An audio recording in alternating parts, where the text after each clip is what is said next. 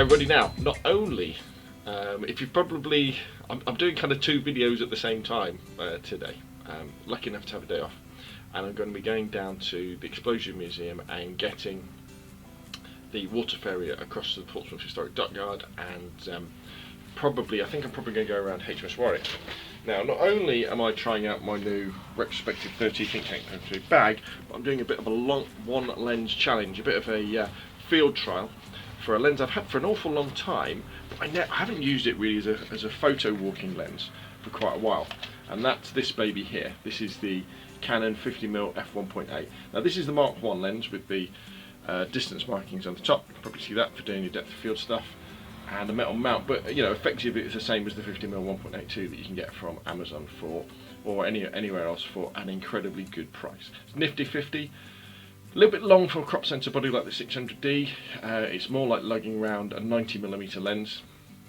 Actually, what, 50 times 1.5? Oh, 50 is 25, so more like an 80mm lens, which, you know, it's long for a walk around lens, but it does give you different photographs because it forces you to crop other things out or move around with your legs, which is really cool. And obviously with that 1.8 we can work in low light, or we can also get incredibly small depth of field for artistic looking shots. So yeah, let's get out there and see what we can grab with the 50mm and see what HMS Warrior and going on the water ferry looks like. Okay, so I'm down at Forton Lake Bridge, which you can kind of see behind me. There we go. I'm rocking the retrospective 30, which is loaded full of more stuff than I would normally ever carry, which is great. And I'm also firing on all cylinders on the nifty 50, the Canon 50 1.8 Mark 1 lens. But as I said before, it's, you know, it's the same as virtually the same as the Mark 2. Waiting for the ferry to come in to take us over to Portsmouth, which is behind me here, so we can go and have a look at Warrior. So as I say, this is kind of if I see with this video, I'm kind of referring to the retrospective 30, so I'm doing a video on that, and the nifty 50, which I'm doing a video on that as well. So apologies if you've already watched one of the videos and you're thinking I've already heard this, or vice versa, but I'm trying to kill two birds with one stone with the first test of the first field trial, of the retrospective 30 from Think Tank Photo, and another kind of newer field trial, one lens challenge with the nifty 50.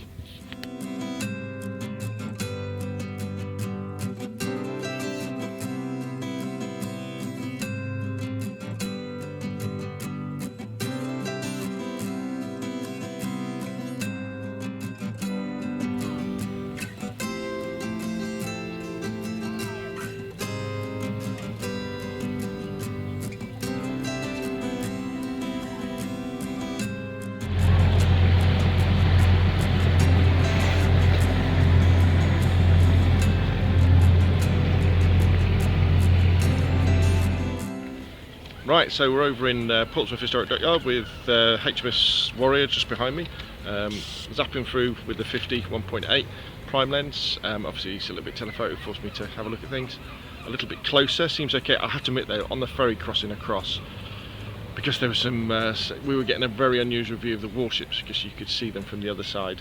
I did slap on the 70 to 300, you know, I had to, but from now on, just the 50. Here we go.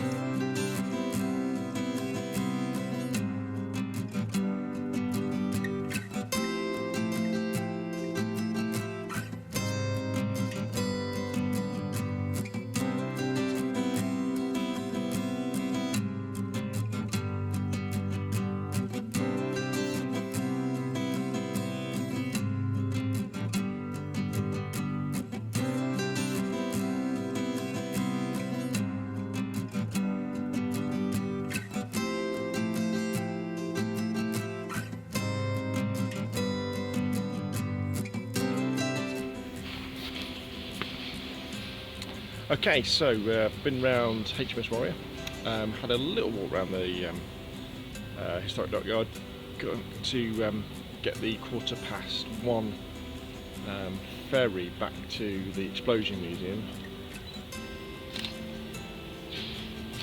and yeah, just been using the 50mm f1.8. It's a challenging lens in the fact that it's quite telephoto on something like an f1.8, so you know it really it's zoomed in already, but it does force you to take different photos, you know, more of an extract photo than you normally would. And another big bonus with it as well is obviously it's an f1.8, which means that it works very well in low light. So although there's no image stabilization on the 600D, you know, I could, when we're down in the bowels of the Warrior, I could crack it over to f1.8, and the ISO would open up to 6400, but the photos would be too bright like that. So what I would do is use exposure compensation, knock it down to sort of 2 stops down. That would darken it as it would appear to my eye, and then it would go up to like a 30th of a second at a 60th of a second at probably like ISO 800 or 1600, which is more than good enough for the sort of photos I take. So yeah, really interesting lens. Normally I would have wouldn't have brought it out really on a photo walk, but I think it is good to have these lenses in your bag because they do challenge you to do that. So that's it. I'll put some more photos afterwards, probably, as I might on my way home. My name's Rob from robnofphoto.com. If you like the videos, please subscribe, and I'll see you again soon.